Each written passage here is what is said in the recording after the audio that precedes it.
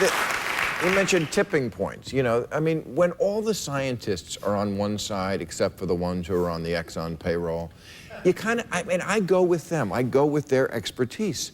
Not everyone believed in evolution when Darwin first proposed that theory, but over time, we got to a point where they all said, you know what, this is the settled science now. We have to move on to the next idea. Does it bother you that we are the only country that has a conservative party that calls it a hoax? Other countries have conservative parties. They don't question whether global warming is real and we have to deal with it.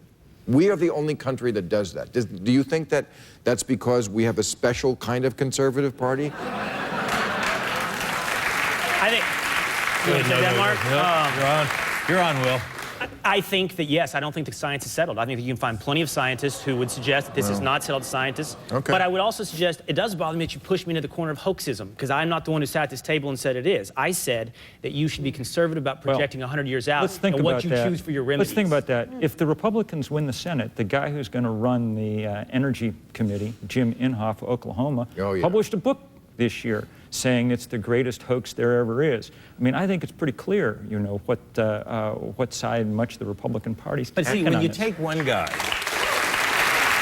and you align everybody, I don't think it's fair on my side or yours that you take one member of the Senate and claim the entire Senate's going to act at his will. Well, what'll be interesting to see is if the rest of the all the rest of Republicans vote to make him chair of the Energy Committee, and I kind of bet they will. There is not a Republican senator now who doesn't say it's a hoax. And the guy in the House, John Shimkus, did you work with him? Yes, Illinois. Illinois. You know what he said? He said, we don't have to worry about global warming because in the Bible, you had me there, John.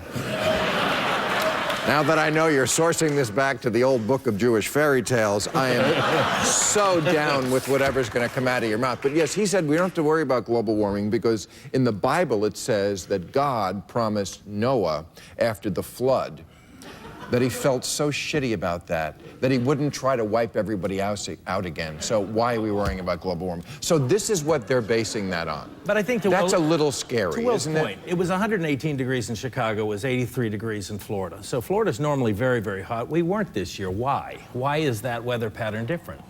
I'm not suggesting I disagree with you, but weather does strange things. So that's why we look around the world and observe that every month for the last 330, it's been warmer than it was in the last century. I mean, saying on this day in Florida it was cooler than that day in Chicago isn't even sort of begin to be an argument. It's just sort of a number.